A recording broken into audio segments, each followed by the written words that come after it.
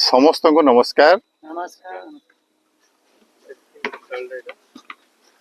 विद्या ददाति विनयम विनयात याति पात्रतं पात्रत्मात् धनमप्नोति धनात् धर्मं तत्सुखं। विद्या आमको विनय भाव दी थाए, विनय भाव शिखई थाए।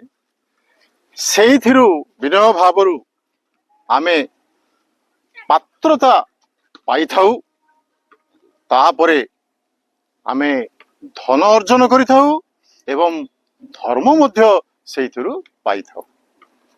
विद्या कटई महाधन बालके कर उपार्जन। एइथिरे आउ गोटे श्लोक भी अछि,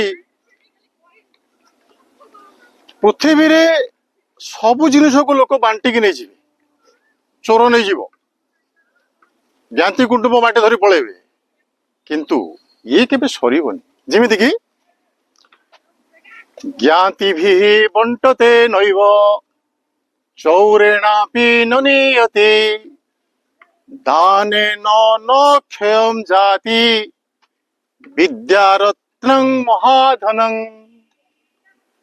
संपत्ति बाड़ी थिले, जमी बाड़ी थिले, भाई बंधु कुटुंब बांटी नहीं पारंती, नेबे तो आउ चोर आसिकी घरे संपत्ति थिले नहीं जाई पारे, दान कले सी भी सरी जाई पारे।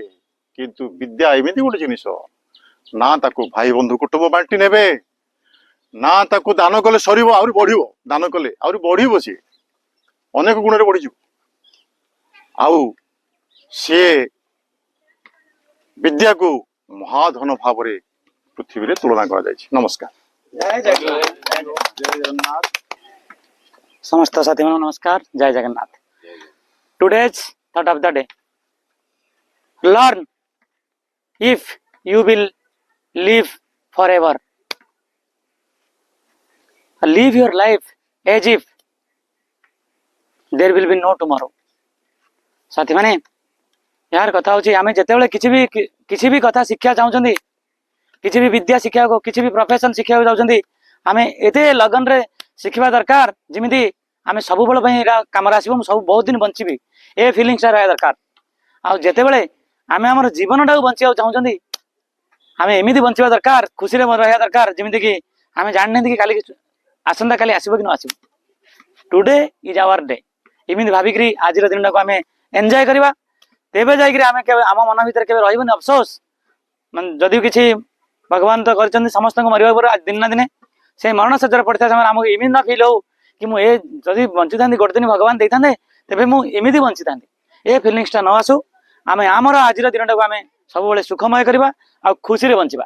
जय जगन्नाथ।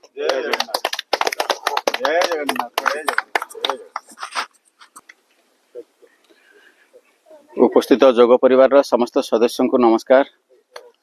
आज सुंदर भाव में गोटे युक्ति उपस्थापन करागला जे विद्या को अग्राधिकार दिगला।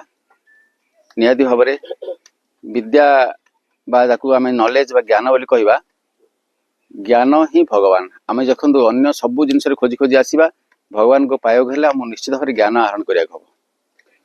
विष्णु भाई गोटे सुंदर कथा कहले जे ज्ञान बल आम निजर आयुटा आयुष बढ़ई जीव। निश्चित भाव आम ज्ञान अर्जन जिते अधिक करवा ज्ञान बल ही गोटे लोक अधिक समय बंची पारे।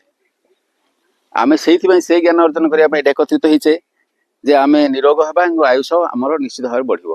जो मैंने अज्ञानी से निश्चित भाव मादक द्रव्य अन्य जिन सब व्यवहार करती, खावा पीबार नियंत्रण न थाए, तेणु से आयुष हानि होता है। तेणु ज्ञान को आम आहरण करने फल भगवान सत्ता उपलब्धि करने सहित आम जीवन शैली सरल और सुंदर होता है। तेणु आज बार्ता को ये विराम देवा।